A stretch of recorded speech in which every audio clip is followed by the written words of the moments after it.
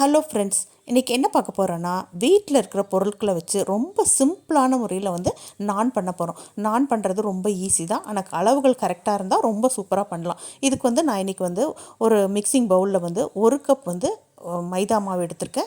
அரை கப் கோதுமை மாவு. நீங்கள் ஃபுல்லாகவே மைதாவில் பண்ணுறதுனால பண்ணலாம், ஆனால் கோதுமை மாவு போட்டால் இன்னும் கொஞ்சம் நல்லாயிருக்கும். அப்புறம் அது கூடவே ஒரு ஸ்பூன் பேக்கிங் சோடா, அரை ஸ்பூன் பேக்கிங் சால்ட்டு, கொஞ்சம் சால்ட் போட்டு எல்லாத்தையும் நல்லா ஜலிச்சு எடுத்துக்கணும். அதை நல்லா கையால் மிக்ஸ் பண்ணி இதை சைடில் வச்சுக்கலாம். இதுக்கப்புறம் நம்ம எடுத்த அந்த கப்பில் அரை கப் பால் எடுத்துக்கணும். அதுலேயே ஒரு 1/4 கப் தயிர், ஒரு 2 டேபிள் ஸ்பூன் ஆயிலு, ஒரு ஸ்பூன் சுகர், இது எல்லாத்தையும் போட்டு நல்லா மிக்ஸ் பண்ணி அந்த மிக்ஸை வச்சு இந்த மாவு பிசையணும். நம்ம இந்த அளவுகள் கரெக்டாக இருக்கும்போது நமக்கு தண்ணியும் தேவைப்படாது, மாவும் தேவைப்படாது. நம்ம எடுத்திருக்க அளவுகள் ரொம்ப கரெக்டாக இருக்கும். இது மைதா மாவு போட்டிருக்கனால கொஞ்சம் இழுத்து பிசைகிற மாதிரி தான் இருக்கும். ஸ்டார்டிங்கில் பிசையும் போது நமக்கு கையில் ஒட்டும், ஆனால் நல்லா எவ்வளோக்கு எவ்வளோ நம்ம பிசைகிறோமோ அந்த அளவுக்கு நமக்கு சாஃப்டாக கிடைக்கும்.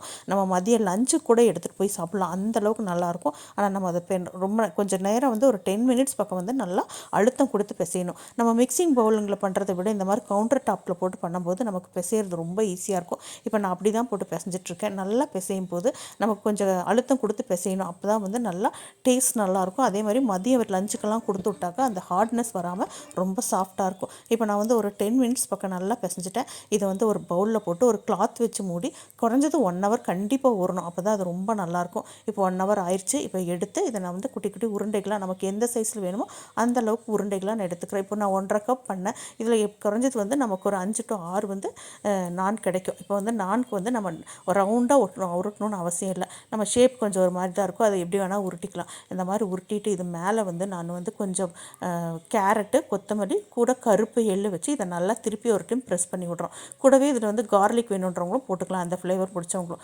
இதை நல்லா இந்த மாதிரி ப்ரெஸ் பண்ணி எடுத்ததுக்கப்புறம் அப்போ தான் கீழே கொட்டாது. திருப்பி போட்டு மேலே கொஞ்சம் தண்ணி நல்லா தடவிட்டால் தான் நமக்கு தோசைக்கல்ல இதை நல்லா பிடிக்கும். இந்த மாதிரி இப்போ இரும்புக்கல் நல்லா காஞ்சோன்னே இந்த மாதிரி போட்டு ஒரு சைடு வெந்தோடனே இன்னொரு சைடு தோசைக்கல் அப்படியே திருப்பி காட்டினாலே நல்லா இதாயிடும். ஆனால் என்னோடய கல் ரொம்ப வெயிட்டாக இருக்கனால என்னால் அதை அப்படி பண்ண முடியல. அதனால் நான் டேரெக்டாக நெருப்புலேயே சுட்டு எடுத்துட்டேன். அந்த மாதிரி சுட்டு எடுக்கும் டேஸ்ட். இல்லைனா 2 பக்கம் திருப்பி போட்டு எடுக்கலாம். நான் அந்த மாதிரி பண்ணியிருக்கேன், இந்த மாதிரி காட்டியிருக்கேன். உங்களுக்கு எது ஈஸியோ அந்த மாதிரி பண்ணிக்கலாம். இது சூப்பரான நான் ரெடி ஆயிடுச்சு. இது சூடாக இருக்கும் போதே நம்ம பட்டர் தடவிடணும். அப்போ தான் மதிய வரைக்கும் சாஃப்டாக இருக்கும். கண்டிப்பாக ட்ரை பண்ணி பாருங்கள். நம்ம சேனல் யாருக்கெல்லாம் பிடிச்சோ அவங்கள சப்ஸ்கிரைப் பண்ணுங்கள். தேங்க்ஸ் ஃபார் வாட்சிங்.